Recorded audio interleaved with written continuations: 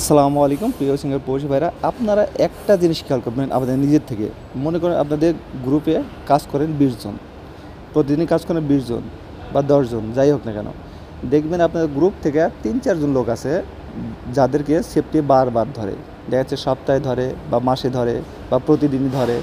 যে কোনো কারণ বিষয় হোক, হ্যান্ড গ্লোভস হোক, তারপরে আপনার গগজের বিষয় হোক, যে কোনো বিষয় হোক না কেন, দেখবেন ঘুরে ফিরে ওই 2-3 জনই লোকই ধরা খায়। ঘুরে ফিরে ওই 2-3 জন লোকই ধরা খায়।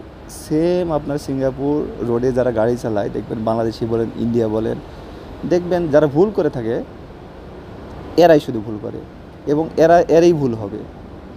এরা ভুল করবে, ভুল হবে শুধু এরাই। এরা এখান থেকে বেরিয়ে আসতে পারে না।